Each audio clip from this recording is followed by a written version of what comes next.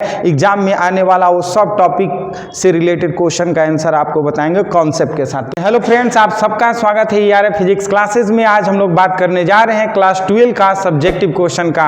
ये subjective question जो है एग्जाम में आने वाला है, VBI सब्जेक्टिव क्वेश्चन है, इसलिए ये सभी सब्जेक्टिव क्वेश्चन को आप ध्यान से देखिए और देख करके आप अपने दिमाग में जरूर रखिए, क्योंकि ये सब एग्जाम में आने वाला है। सब VBI क्वेश्चन बताने वाले हैं, चाहे वो ऑब्जेक्टिव के रूप में आए या फिर सब्जेक्टिव के रूप में आए, इसलिए बिना स्किप किए इस वीडियो को जरूर देखिए पूरा। और हाँ, इस चैनल के लिए नए व्यूअर हैं तो इस चैनल को जरूर सब्सक्राइब करिए, क्योंकि बहुत सारे हम VBI ऑब्जेक्टिव और सब्जेक्टिव आपके लिए लेकर के आने वाले हैं एग्जाम पर्पस के लिए, एग्जाम में आने वाला वो क्वेश्चन। इसलिए आप अभी तक सब्सक्राइब नहीं किए तो सब्सक्राइब करिए और अपने सारे दोस्तों को शेयर कर दीजिए, ताकि आपका तो फायदा हो और दूसरे को भी फायदा हो। तो चलिए आज का वीडियो स्टार्ट करने से पहले हम पॉजिटिव थॉट की बात करते हैं। ध्यान से सुनिएगा। दूसरों के बनाए रास्तों पे चलकर आप सुरक्षित भले रह ले, पर मंजिल पाने के लिए रास्ते खुद बनाना सीखना पड़ेगा।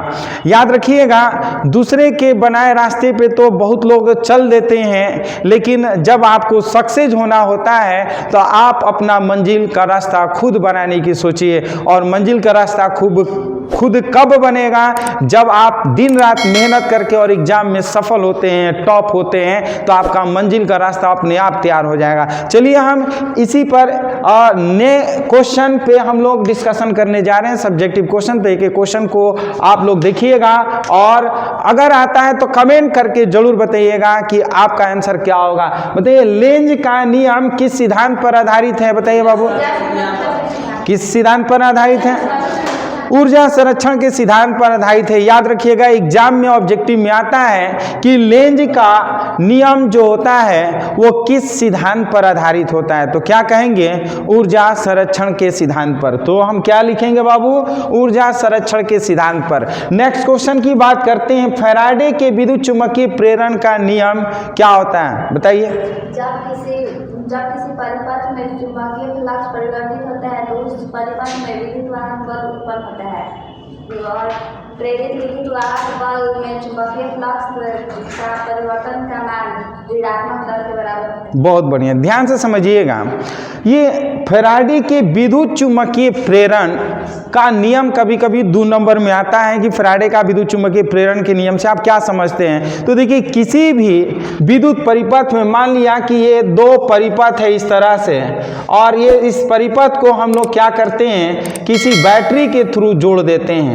इसको प्राइमरी कुंडली अगर बोल देते हैं, और ये जो होता है वो सेकेंडरी कुंडली बोल देते हैं। अब देखिए, अब इसमें अगर हम धारा प्रवाहित करवाते हैं, ध्यान से समझिएगा, अगर इसमें धारा प्रवाहित कराते हैं तो इसके बगल वाले कुंडली में भी प्रेरित विद्युत वाहक बल उत्पन्न होता है। क्या उत्पन्न होता है? प्रेरित विद्युत वाहक बल उत्पन्न होता है। तो इस कंडीशन को, इस घटना को हम विद्युत चुम्बकीय प्रेरण कह देते हैं। और विद्युत चुम्बकीय प्रेरण जो होता है चुम्बकीय फ्लक्स के परिवर्तन के दर के अनुक्रमानुपाती होती है। यानी कि इसमें जो प्रेरित विद्युत वाहक बल उत्पन्न होगा वो चुम्बकीय फ्लक्स यानी कि d∅dt के अनुक्रमानुपाती होता है। E समानुपाती हम या E = d∅dt कर लेते हैं। तो इसका परिभाषा बाबू ऐसे आप दे सकते हैं कि जब किसी परिपथ से बद्ध चुंबकीय फ्लक्स में परिवर्तन होता है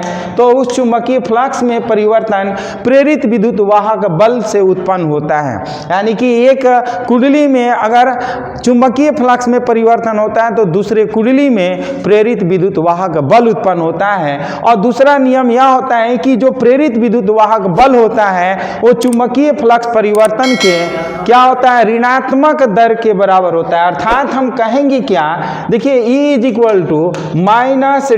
d∅dt। ये जो होता है d∅, ये चुंबकीय फ्लक्स का परिवर्तन है और ये ऋणात्मक। तो 2 नियम होते हैं। कभी कभी पूछ देगा फैराडे के विद्युत चुम्बकीय प्रेरण के नियम को लिखिए, तो 2 नियम याद रखिएगा। पहला नियम कि जब किसी परिपथ में बंद चुंबकीय फ्लक्स में परिवर्तन होता है तो उस परिपथ में प्रेरित विद्युत वाहक वाहक बल उत्पन्न होता है, और दूसरा किसी भी चुंबकीय फ्लक्स का परिवर्तन ना विद्युत वाहक बल के बराबर होता है या अनुक्रमानुपाती होता है, और ये ऋणात्मक चुंबकीय फ्लक्स के परिवर्तन के बराबर होता है। याद रखिएगा कौन सा, तो ऋणात्मक। नेक्स्ट क्वेश्चन की बात करते हैं, विद्युत वाहक बल का सूत्र क्या होगा? क्या होगा बाबू? विद्युत वाहक बल का सूत्र देखिए, ये विद्युत वाहक बल का सूत्र है, E is equal to minus D phi by D. याद रखिएगा E is equal to minus D phi by D. T करते हैं या फिर n से भी मल्टीप्लाई हम कर सकते हैं, इस तरह से करेंगे E equal to minus N D phi by D T, या सिर्फ आप लिख सकते हैं E is equal to D phi by D T भी लिख सकते हैं, माइनस एन और D phi by D T, या E is equal to minus D phi by D T भी लिख सकते हैं। नेक्स्ट क्वेश्चन की बात करते हैं, प्रेरित विद्युत वाहक बल का बीमा क्या होता है? L square. बाबू देखिए ज़्यादा दिमाग नहीं लगाना है, ये देखिए विद्युत वाहक बल का जो सूत्र होता है E is equal to D phi by D T होता है, और बीमा इसका क्या होता है? एम एल स्क्वायर टी का power minus two A inverse होता है, और इसका हम टी कर लेते हैं, जब ये ऊपर जाएगा तो बन जाएगा क्या? एम एल स्क्वायर टी का power minus three A inverse. तो इस तरह से हम बीमा लिख लेते हैं। याद रखिएगा बीमा जो होता है रटने वाला चीज़ नहीं होता है, बीमा जो होता है इस तरह से निकालने वाला चीज़। बाबू इसको खोल दो, तो लाइट इसको खोल दो, आराम से बंदर की तरह छौको मत। देखिए एम एल स्क्वायर टी का पावर माइनस थ्री ए इनवर्स होता है, पूरा खोलिए। हाँ, तो हम क्या कहेंगे बाबू, इसकी बीमा जो होता है एम एल स्क्वायर टी का पावर माइनस थ्री ए इनवर्स होता है, इसका बीमीय सूत्र ना। प्रेरित विद्युत वाहक बल का बीमा कैसे आता है, इस तरह से आप एग्जाम में निकाल करके ही करिए, क्योंकि माइनस प्लस में गड़बड़ कर देता है, दे देता है ऑप्शन में। अगर आप नहीं निकालिएगा तो फिर गलत हो जाएगा, आते हुए भी आप गलत कर सकते हैं। नेक्स्ट क्वेश्चन की बात करते हैं, गतिक विद्युत वाहक बल किसे कहते हैं? बताइए तो एक। हाँ बोलिए। किसी चुंबकीय क्षेत्र में किसी गतिमान चालक के कारण उसके चालक के सिरों पर उत्पन्न प्रेरित विद्युत वाहक बल को गतिक विद्युत। बहुत बढ़िया, बोलो बाबू। किसी चुंबकीय क्षेत्र में किसी चालक से उत्पन्न उसके सिरों पर विभवांतर को गतिकीय विद्युत। चलिए ध्यान से समझिएगा, ये एक समान चुंबकीय क्षेत्र है। याद रखिएगा क्या है, एक समान चुंबकीय क्षेत्र है, और इस एक समान चुंबकीय क्षेत्र में किसी अनुप्रस्थ काट का क्षेत्रफल, ध्यान से समझिए, ए बी भाग को अगर हम बढ़ाते हैं, गति कराते हैं, तो मान लेते हैं ए बी को अगर यहाँ पर हम गति करा दिए, ए डैश और बी डैश हम ला दिए, एक्स डिस्टेंस को हम ला दिए, तो इससे किसी चालक पदार्थ को एक समान चुंबकीय क्षेत्र में गति के कारण, किसी एक समान चुंबकीय क्षेत्र में गति के कारण जो विद्युत वाहक बल उत्पन्न होता है, उस विद्युत वाहक बल को गतिक विद्युत वाहक बल कहते हैं। सिंपल हम कह सकते हैं, गति के कारण जो विद्युत वाहक बल उत्पन्न होता है उसे हम क्या कहते हैं? गतिक विद्युत वाहक बल। या फिर डिटेल में अगर हमको लिखना होगा तो ऐसे कह सकते हैं, किसी चुंबकीय क्षेत्र में किसी चालक के गति के कारण, इसको अगर हम गति कराते हैं, गति के कारण इसके सिरों के बीच उत्पन्न प्रेरित विद्युत वाहक बल को हम गतिक विद्युत वाहक बल कह देते हैं। नेक्स्ट क्वेश्चन की बात करते हैं, बताइए गतिक विद्युत वाहक बल का सूत्र क्या होगा? क्या होगा? ये याद रखिएगा, F इज इक्वल टू ना गतिक विद्युत वाहक बल F is equal to Q V B होता है, या फिर लिखेंगे F is equal to Q V B sine theta होता है। याद रखिएगा ना, F is equal to Q V B या फिर F बराबर Q V B sine theta, ये गतिक विद्युत वाहक बल का सूत्र होता है। चलिए नेक्स्ट क्वेश्चन की बात करते हैं, फ्लेमिंग के दाएं हाथ का नियम बताइए बाबू। हम अपने दाएं हाथ के अंगूठे और उसके पास वाले दो उंगलियों को इस तरह फैलाएंगे कि वह परस्पर लंबवत हो जाएगी, जिसमें नीचे मतलब बड़ी वाली उंगली चुंबकीय क्षेत्र तथा अंगूठा गति और बीच वाली उंगली प्रेरित विद्युत वाहक बल को दर्शाती है, इसे फ्लेमिंग के दाएं हाथ के चलिए ध्यान से समझिए, हाँ बोलिए। जब हम अपने दाएं हाथ की अंगुलियों को अंगूठा, तर्जनी तथा मध्यमा को परस्पर इस प्रकार लंबवत फैलाते हैं कि अंगूठा गति वस्तु की चालक की गति तथा तर्जनी विद्युत धारा की दिशा तथा मध्यमा विद्युत चुंबकीय क्षेत्र की दिशा को व्यक्त करें, उसी को फ्लेमिंग से दर्शाते हैं। बैठिए। देखिए ये दायां हाथ है, अब ये इस तरह से ऐसे हम मोड़ते हैं, ध्यान से समझिए, इस तरह से मोड़ते हैं। तीनों जो होते हैं म्यूचुअली परपेंडिकुलर होते हैं, तीनों क्या होते हैं, एक दूसरे के लंबवत होते हैं ना। फ्लेमिंग के दाएं हाथ का नियम के अनुसार जब हम दाएं हाथ को इस प्रकार पकड़ते हैं कि तीनों जो हो जाए एक दूसरे के लंबवत हो जाए, तो ये जो होता है अंगूठा, क्या हम करेंगे बाबू, अंगूठा जो होता है वो अंगूठा चालक की गति की दिशा को व्यक्त करता है। अंगूठा क्या होता है, चालक की गति को दिशा को व्यक्त करता है, और बीच वाली जो उंगली होती है, ये वाली उंगली, ये प्रेरित विद्युत वाहक बल की दिशा को संकेत करती है। और जो सबसे पहली उंगली होती है, पहली उंगली वो चुंबकीय क्षेत्र की दिशा को बताती है, चुंबकीय क्षेत्र की दिशा को बताती है, और बीच वाली जो होती है विद्युत धारा को बताती है, और अंगूठा जो होता है वो चालक की गति को बताता है। याद रखिएगा, इसी को फ्लेमिंग का नियम कहते हैं। यानी कि फ्लेमिंग के बाएं हाथ के नियम के अनुसार हम हाथ को, दाहिने हाथ को इस प्रकार हम लोग पकड़ते हैं कि इसका अंगूठा जो होता है चालक की दिशा को बताए, और जो ये तर्जनी यानी कि जो बीच वाली उंगली होती है वो प्रेरित विद्युत वाहक बल को बताए, और ये जो होता है सबसे नीचे वाली उंगली जो होती है, सबसे नीचे वाली उंगली जो होती है वो चुंबकीय क्षेत्र की दिशा को बताए। ये तीनों उंगली अपना डायरेक्शन बताता है, याद रखिएगा। इसी को बोलते हैं फ्लेमिंग का नियम। कभी कभी 2 नंबर में पूछ देता है कि फ्लेमिंग के नियम से आप क्या समझते हैं। ये 3 उंगली याद रखिएगा। अंगूठा जो होता है दिशा बताता है ना, गति की चाल बताता है, यानी कि गति के चलने का, घूमने का दिशा बताता है, और बीच वाली प्रेरित विद्युत वाहक बल, और नीचे वाली जो होती है ना, वो सबसे पहली जो उंगली होती है चुंबकीय क्षेत्र की दिशा को, पहली का मतलब कि नीचे वाली। नेक्स्ट क्वेश्चन की बात करते हैं। देखिए ये जितने भी क्वेश्चन हैं बहुत इंपॉर्टेंट हैं, और जो भी बच्चे हमारे इस वीडियो को देख रहे हैं और नए व्यूअर हैं, तो जो भी इसके पहले हम लोग क्रैश कोर्स के लिए वीडियो बनाए हैं वो प्लेलिस्ट में जा करके जरूर पूरा वीडियो देखिए और रिवीजन करिए। देखिए practice makes a man perfect, जो बच्चे देख करके प्रैक्टिस करेंगे वो भी परफेक्ट बनेंगे, जो इसको देख करके लिख करके प्रैक्टिस करेंगे वो भी परफेक्ट बनेंगे। याद रखिएगा, रोज हम लोग का क्लास इसी तरह से प्रैक्टिस का चलता है।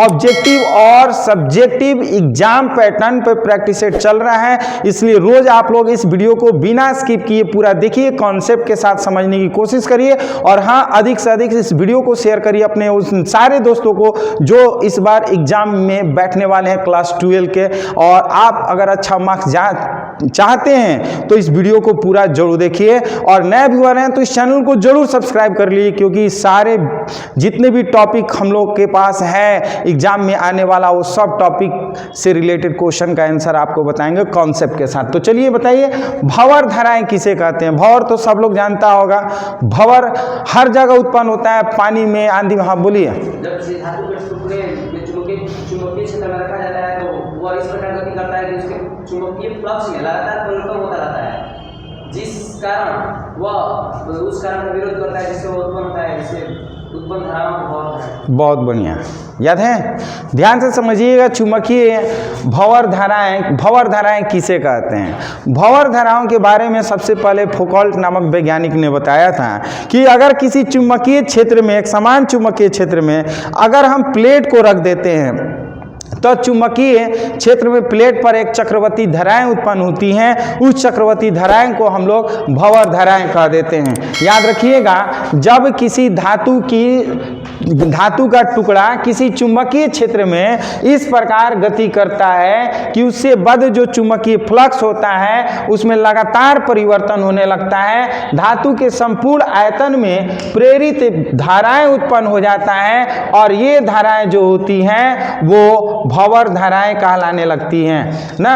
और ये धाराएं जो होती हैं वो भंवर धाराएं कहलाती हैं और इस भंवर धाराओं को कभी कभी फौकॉल्ट धाराएं के नाम से भी जानते हैं, क्योंकि यह धाराएं सबसे पहले फौकॉल्ट नामक वैज्ञानिक ने खोजा था, इसलिए इसे फौकॉल्ट धाराएं के नाम से भी जानते हैं। नेक्स्ट क्वेश्चन की बात करते हैं। देखिए भंवर धाराओं को किस वैज्ञानिक ने बताया था? तो हाँ, किस वैज्ञानिक ने बताया था? याद रखिएगा, भंवर धाराओं के बारे में सबसे पहले फौकॉल्ट नामक वैज्ञानिक ने बताया था। कब बताया था?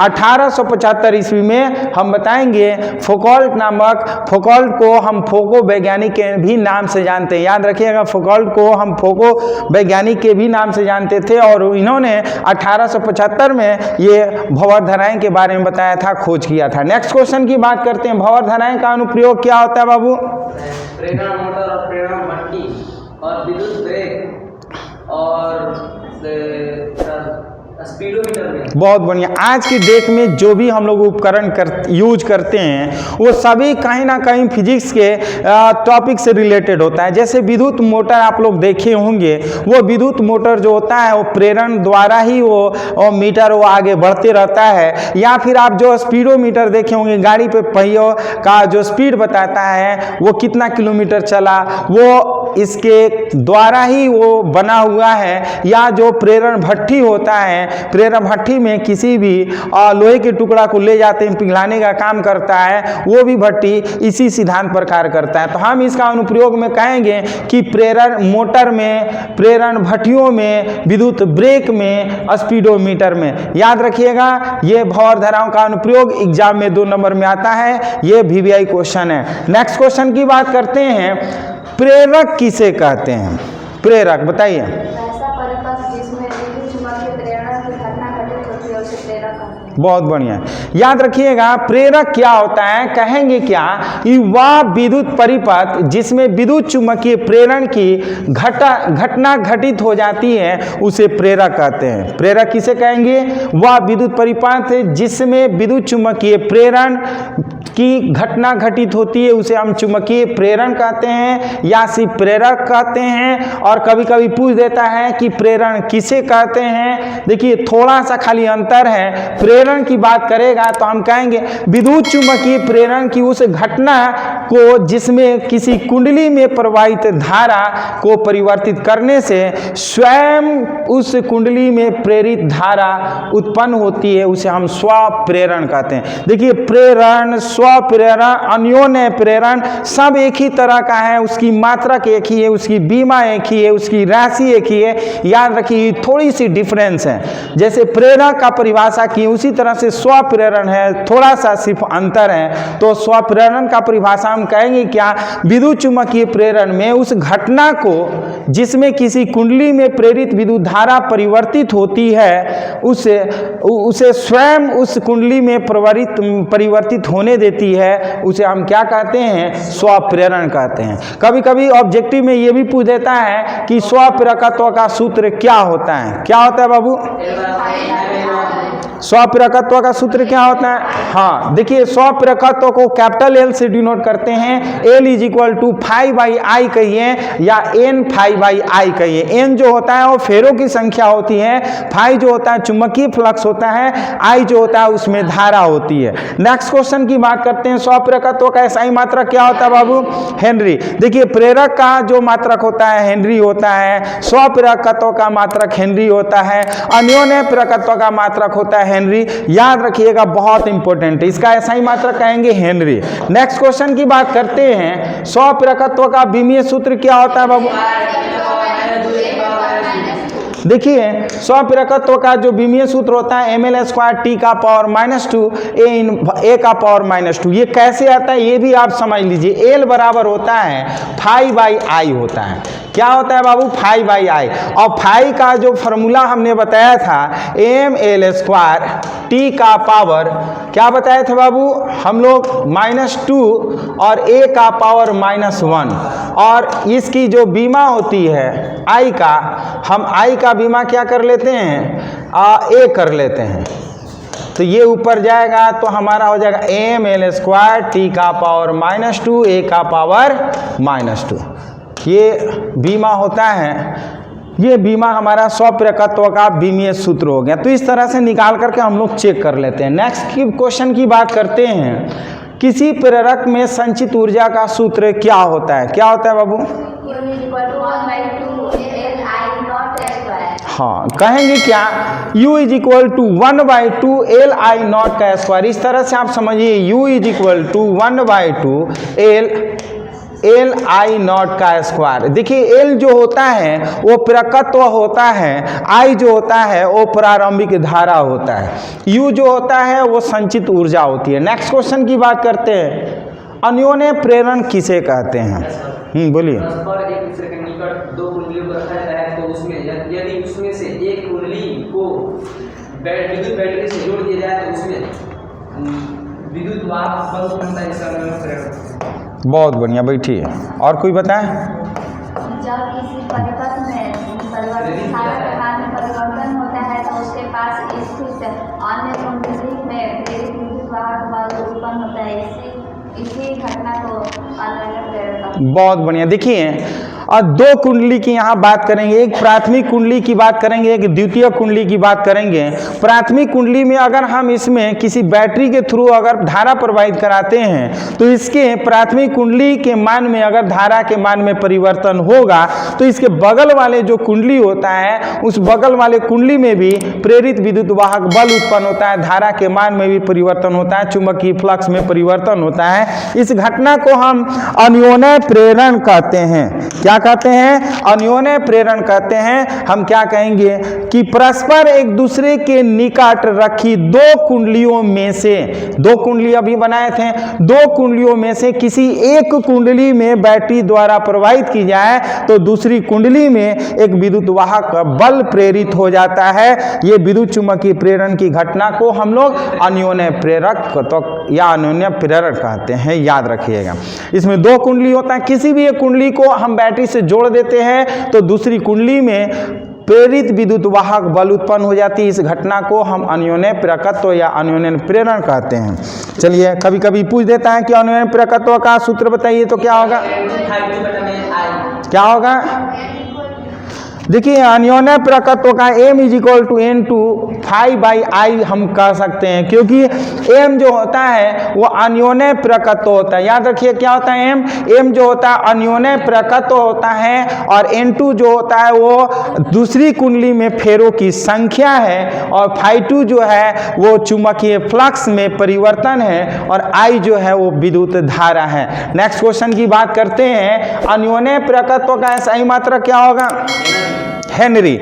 याद रखिएगा, अन्योन्य प्रेरकत्व का मात्रक पूछें या फिर स्वप्रेरकत्व का मात्रक पूछें या प्रेरकत्व का मात्रक पूछें, सबका मात्रक जो होता है वो हेनरी होता है। याद रखिएगा, हेनरी। नेक्स्ट हम बात करते हैं अन्योन्य प्रेरकत्व का बीमीय सूत्र क्या होगा बाबू? देखिए, अभी हम लोग पढ़े थे कि जो मात्रक होता है इसका हेनरी प्रेरकत्व, अन्योन्य प्रेरकत्व का E हम लोग पढ़े थे M = क्या पढ़े? φ/I नहीं, M = φ/I पढ़े हैं। तो बाबू फाई का हमने अभी बताया ml² t का पावर -2 a का पावर -1, और I का हम a जानते हैं, ये ऊपर जाएगा तो ml² t का पावर -2 a का पावर -2। तो इस तरह से हम बीमा निकाल लेते हैं, चाहे वो किसी का भी हो। तो एक चीज़ और आपको बताएंगे, ये जो बीमा सूत्र है वो प्रेरण का भी बीमीय सूत्र है, अन्योन्य प्रेरकत्व का भी बीमीय सूत्र है, और स्वप्रेरकत्व का भी बीमीय सूत्र है। याद रखिएगा। तो हम लोग क्या कहेंगे? ml² t का पावर -2 a का पावर -2। देखिए, अगर जो बच्चा ध्यान से पढ़ लेगा उसका एक भी क्वेश्चन एग्जाम में छूटेगा नहीं। थोड़ा सा दिमाग लगाना, जैसे हमने बताया ना कि एक ही तरह का विमीय सूत्र, एक ही तरह का मात्रक, सब एक ही है। चाहे प्रेरण का बात करें, अन्योन्य प्रकत्व का बात करें, या स्वप्रकत्व की बात करें, मात्रक की बात करें, बीमा की बात करें, राशि की बात करें, सब एक ही तरह का है। जैसे हम लोग विद्युत क्षेत्र में पढ़े थे, उसी तरह से चुंबकीय क्षेत्र में हमने आपको बताया। इसलिए याद रखिए, थोड़ा सा दिमाग लगाइए, कभी भी आपको प्रॉब्लम नहीं होगी एग्जाम में। 100% आप करिएगा जब हमारी बात को फॉलो करिएगा तब। नहीं तो बबुआ जो ज़्यादा दिमाग लगाएगा ना, ना घर के रहेगा ना घाट के रहेगा। इसलिए ध्यान से समझ लिए, प्रैक्टिस रोज करना है, चाहे ऑनलाइन करिए चाहे ऑफलाइन करिए। जो बच्चे ऑफलाइन नहीं कर पा रहे हैं, ऑनलाइन जरूर इस वीडियो को देख करके पूरा प्रैक्टिस करिए, रिविजन करिए, और जो क्वेश्चन बोर्ड पे आ रहा है उसका रिप्लाई करिए, कमेंट करके बताइए कि क्या होगा आंसर। और किसी भी बच्चों को जो सजेशन देना है कमेंट में करके दे सकता है कि आपको सर और इस टॉपिक पे आपको बनाना चाहिए, तो हम आपको बताएंगे और एक्सप्लेन करके आपको और बढ़िया से समझाएंगे। तो चलिए नेक्स्ट क्वेश्चन की बात करते हैं। स्वप्रकत्व तथा अन्योन्य प्रकत्व का एसआई पद्धति में विमीय मात्रक बताइए। विमीय मात्रक किसे कहते हैं? देखिए, अभी m का जो मात्रक होगा वो kg होगा, l का मात्रक होता है वो मीटर स्क्वायर होगा, टाइम का मात्रक होगा सेकेंड का पावर -2, और a का जो होता है वो क्या होगा बाबू? एम्पियर। एम्पियर का मात्रक का हो जाएगा, एम्पियर ही कर लेते हैं, a का पावर -2। तो याद रखिएगा, कभी कभी विमीय मात्रक पूछ देता है तो कहेंगे क्या? केजी मीटर स्क्वायर पर सेकेंड स्क्वायर, a का पावर -2। जैसे बीमा अगर आपको याद है तो इसका विमीय मात्रक भी आप कर सकते हैं। नेक्स्ट क्वेश्चन की बात करते हैं। प्रत्यावर्ती वोल्टता किसे कहते हैं? वैसा वोल्टता जिसका परिमाण और दिशा दोनों आवर्ती रूप से परिवर्तित होता है, तो प्रतिवर्ती वोल्टता। बहुत बढ़िया, कोई बताएगा? बताइए। वैसा वोल्टता जिसमें समय परिमाण व दिशा समय के साथ आवर्त रूप से परिवर्तित होता है, प्रत्यावर्ती वोल्टता। चलिए बहुत बढ़िया। देखिए, प्रत्यावर्ती वोल्टता, जैसे प्रत्यावर्ती धारा का परिभाषा है उसी तरह से प्रत्यावर्ती वोल्टता का परिभाषा है। देखिए, प्रत्यावर्ती वोल्टता किसे कहते हैं? वह प्रत्यावर्ती वोल्ट जो समय के साथ आवर्त रूप से परिवर्तित होता है। वह प्रत्यावर्ती वोल्टता जो समय के साथ आवर्त रूप से परिवर्तित होता है उसे हम प्रत्यावर्ती वोल्टता कहते हैं। ये देखिए, आवर्त रूप से जितना ऊपर जाएगा उतना ही नीचे, इस तरह से जब धारा जाती है वोल्टता के रूप में उसे प्रत्यावर्ती वोल्टता कहते हैं। क्या कहेंगे? ऐसा वोल्टता जिसका परिमाण व समय ना, परिमाण व दिशा समय के साथ क्या होता है? आवर्त रूप से। ये आवर्त रूप से बदलता रहता है, परिवर्तित होते रहता है ना, ऊपर नीचे जाता है। तो ऐसे वोल्ट को हम प्रत्यावर्ती वोल्ट कहते हैं या वोल्टता कहते हैं। अगर वोल्टता हटा दें, धारा जोड़ दें तो यही सेम परिभाषा हो जाएगा। इस तरह से प्रत्यावर्ती वोल्टता का समीकरण क्या हो जाएगा बाबू? हाँ, V बराबर V0 साइन ओमेगा टी। याद रखिएगा, ये जो होता है वो प्रत्यावर्ती वोल्टता का समीकरण है। ये हम याद कर लेंगे, V = V0 sine omega T. याद रहेगा। इस पे कभी कभी न्यूमेरिकल भी पूछ देता है, कभी कभी ऑब्जेक्टिव में भी पूछ सकता है प्रत्यावर्ती वोल्टता का समीकरण क्या होगा। चलिए नेक्स्ट क्वेश्चन की बात करते हैं। बाबू बताइए, प्रत्यावर्ती धारा किसे करते हैं? प्रत्यावर्ती धारा बताइए। वैसी धारा जिसका परिमाण व दिशा समय के साथ आवर्त रूप से परिवर्तित होता है, उसे प्रत्यावर्ती धारा। बहुत बढ़िया, आप बताइए। वैसा धारा परिमाण और दिशा समय के साथ आवर्त रूप से परिवर्तित होता है। देखिए, प्रत्यावर्ती धारा किसे कहते हैं? वह विद्युत धारा जो समय के साथ जिसका परिमाण और दिशा आवर्त रूप से बदलता है, ऐसे धारा को हम प्रत्यावर्ती धारा कह देते हैं। याद रखिएगा, ऐसी धारा को जिसका परिमाण और दिशा आवर्त रूप से बदलता है, परिवर्तित होता है, ऐसी धारा को हम क्या कहेंगे? प्रत्यावर्ती धारा कहते हैं। कभी कभी पूछ देगा कि प्रत्यावर्ती धारा का समीकरण बताइए। तो जैसे हम लोग प्रत्यावर्ती वोल्टता का इक्वेशन बताए हैं, समीकरण बताए हैं, उसी तरह से प्रत्यावर्ती धारा का समीकरण होता है I बराबर I not sine omega T. I बराबर I नॉट क्या होगा, sine omega T. Next question की बात करते हैं, शिखर मान अथवा आयाम किसे कहते हैं? कौन बताएगा बाबू? शिखर आयाम। प्रत्यावर्ती धारा के अधिकतम मान को शिखर मान या आयाम कहते हैं। बहुत बढ़िया, ध्यान से समझिएगा। ये बाबू होता है ना, ये ए होता है। ए का मतलब होता है एम्पलीट्यूड, मतलब आयाम या शिखर। इसको ऐसे हम करते हैं आई नॉट। ध्यान से समझिएगा, क्या आई नॉट। आई नॉट क्या बताता है? ये शिखर मान, धारा का शिखर मान बताता है या फिर ये आयाम बताता है। तो क्या कहेंगे हम? कहेंगे प्रत्यावर्ती वोल्टता अथवा प्रत्यावर्ती धारा के अधिकतम मान को शिखर मान अथवा आयाम कहते हैं। ये अधिकतम मान हो गया। आई नॉट जो होता है वो अधिकतम मान होता है, अधिकतम मान को ही आयाम या शिखर मान कहते हैं। नेक्स्ट क्वेश्चन की बात करते हैं, आवर्तकाल किसे कहते हैं बाबू? प्रत्यावर्ती वोल्टता और धारा अपना एक चक्कर पूरा करने में जितना समय लगता है उसे आवर्तकाल। बहुत बढ़िया। देखिए, एक चक्कर का मतलब होता है कि जितना ऊपर जाएगा ना, ध्यान से समझिएगा, जितना ऊपर जाएगा, ये एक चक्कर का मतलब कि ये पूरा एक चक्कर लगाने में जितना समय लगता है, इस समय को हम क्या कहते हैं? आवर्तकाल कहते हैं। इस समय को हम लोग क्या कहते हैं बाबू? आवर्तकाल कहते हैं। तो हम लिखेंगे क्या कि प्रत्यावर्ती वोल्टता अथवा धारा ना अपना एक चक्कर करने में जितना समय लेता है, उस समय को प्रत्यावर्ती ना धारा का आवर्तकाल कहते हैं, और आवर्तकाल को कैपिटल टी से सूचित करते हैं। एक चक्कर का मतलब कि ये पूरा चक्कर। ठीक है, चलिए नेक्स्ट क्वेश्चन की बात करते हैं, आवृत्ति किसे कहते हैं? बोलिए। प्रत्यावर्ती वोल्टता और प्रत्यावर्ती धारा एक सेकंड में जितना चक्कर पूरा करता है उसे आवृत्ति कहते हैं। बहुत बढ़िया। देखिए, प्रत्यावर्ती धारा या प्रत्यावर्ती वोल्टता एक चक्कर में, मतलब एक सेकेंड में जितना चक्कर लगाती है उसे हम क्या कहते हैं? आवृत्ति कहते हैं। प्रत्यावर्ती वोल्टता अथवा प्रत्यावर्ती धारा एक सेकेंड में जितने चक्र पूरे करते हैं उसे हम उसकी आवृत्ति कहते हैं। कभी कभी पूछ देता है आवर्तकाल का सूत्र क्या होता है, तो क्या कहेंगे बाबू? आवर्तकाल का सूत्र T बराबर कहेंगे 2 पाई बाई ओमेगा। क्या कहेंगे? T बराबर 2 पाई बाई ओमेगा कहेंगे। कभी कभी ये भी पूछ देता है आवृत्ति का सूत्र क्या होगा? आवृत्ति का सूत्र क्या होगा? हाँ, कहेंगे क्या? F is equal to 1/T, यानी कि हम आवर्तकाल के व्युत्क्रम को आवृत्ति कहते हैं। आवर्तकाल के व्युत्क्रम को क्या कहते हैं? आवृत्ति कहते हैं। बात समझ में आ रहा है? कोई डाउट है? नेक्स्ट क्वेश्चन की बात करते हैं, कोणीय आवृत्ति का सूत्र क्या होगा?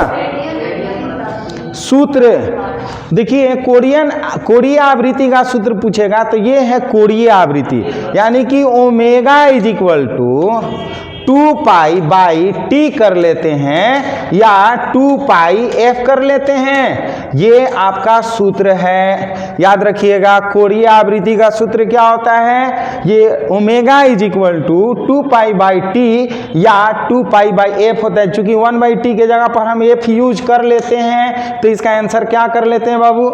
चूंकि ये होगा नहीं, चूंकि ये मात्रक होता है। अगर मात्रक पूछेगा तो रेडियन प्रति सेकेंड, अगर मात्रक कह देगा तो क्या हम कहेंगे बाबू? रेडियन प्रति सेकेंड। लेकिन इसका जो सूत्र होता है वो ये होता है, याद रखिएगा। अगर इसका मात्रक पूछेगा ना कि कोणीय आवृत्ति का मात्रक क्या होगा तो क्या कहेंगे?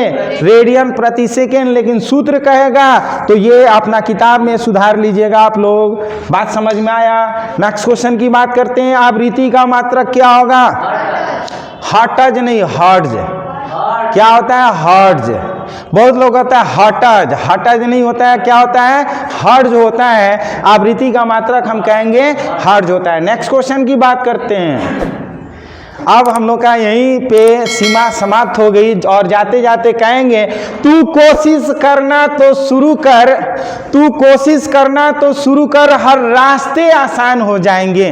तू कोशिश करना तो शुरू कर, हर रास्ते आसान हो जाएंगे। तू प्रैक्टिस करना तो शुरू कर, हर टॉपिक तुम्हारे लिए आसान हो जाएगा। याद रखिएगा। इसी के साथ हम लोग नए नए टॉपिक में वीडियो में मिलते रहेंगे। यदि ये वीडियो पसंद आया तो इस वीडियो को जरूर शेयर करिएगा अधिक से अधिक, और इस वीडियो के लिए, इस चैनल के लिए नए व्यूअर रहेंगे तो इस चैनल को जरूर सब्सक्राइब करिए। तो फिर हम लोग इसी तरह से नए टॉपिक के साथ सब्जेक्टिव और ऑब्जेक्टिव, VBA ऑब्जेक्टिव और सब्जेक्टिव में मिलते रहेंगे। तब तक के लिए धन्यवाद।